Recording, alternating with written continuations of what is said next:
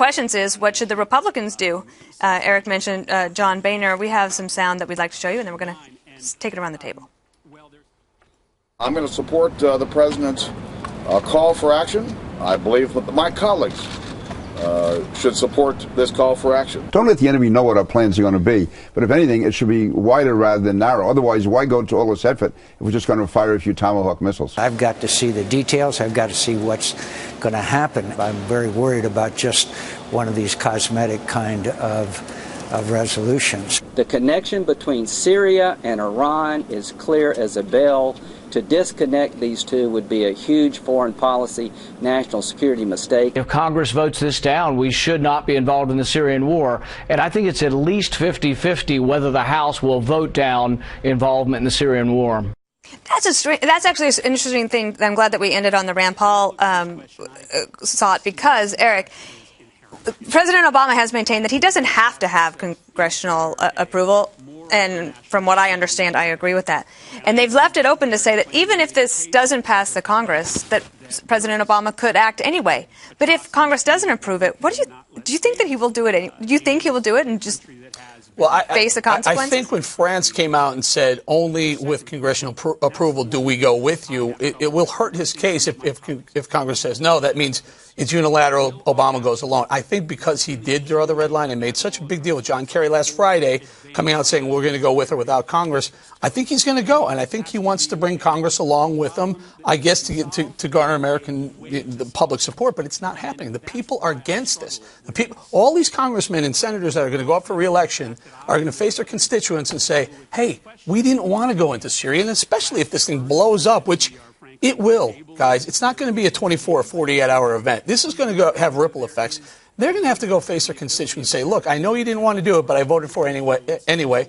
That's going to be a tough go for them. Bob, I'm for doing the right thing and supporting the president. And I don't want to make this political, but you're here, and we have got to keep talking. And I want to hear your point of view on the politics of this from the Republican perspective. What would you advise? Well, I mean, I think the Republicans have been, have historically been more willing to act in a capacity like this. It has been very recent that the isolationist wing of the Republican Party has reared its head again, which hadn't been around since really the Barry Goldwater days. So I think that it is now, we're beginning to see somewhat of a split in the Republican Party over interventionism overseas. And I think for the Republican standpoint, I think Boehner probably said it right.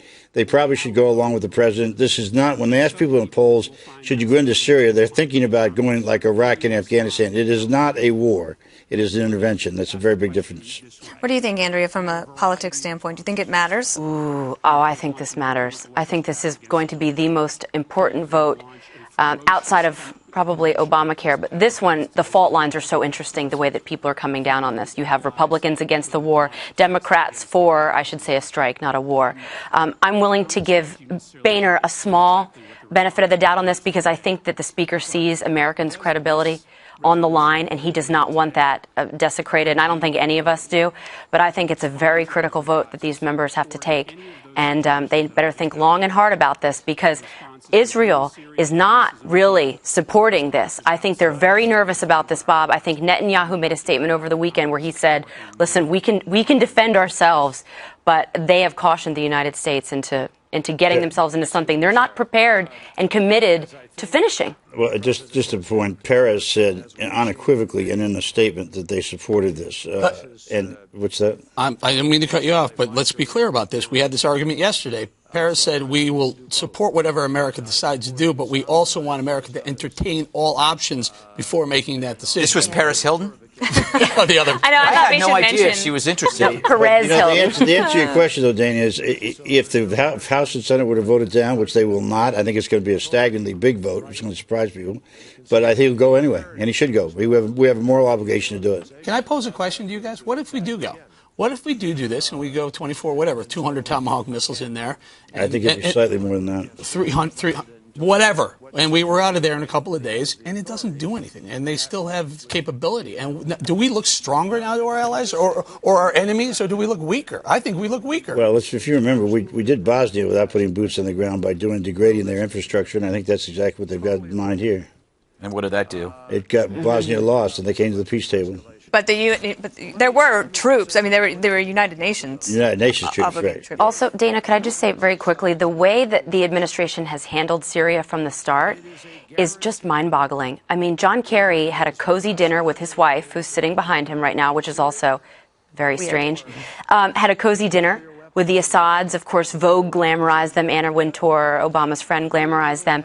Hillary Clinton called Assad a reformer. Now Kerry's telling us that he's Hitler 2.0. Pretty strong words on Friday. So they have, again, not calculated this very well. That might be kind of weird, Greg, like if you had Libya. Gone to dinner with somebody, and then a year later you find out that you're basically accusing them of gassing their own people. Yeah, it was a difficult thing because, as you know, I had lived with Gaddafi for a couple of years in the 90s. It didn't work out too well because he kept bringing home goats. Why don't they just do, you know what they should do? Send Dennis Rodman. Yeah. He's available and he's willing to talk to these people. Before we send any missiles, let's send Dennis Rodman. I would like to see that happen. That's the C block. Yeah. I figured since we're not going to talk about Dennis Rodman, I'm going to talk about him anyway because he really is He's Jimmy Carter with a nipple ring. That's a really sick visual. That is, he's Henry Kissinger with a tongue stud. Just trying to level it. Before that gets out of control.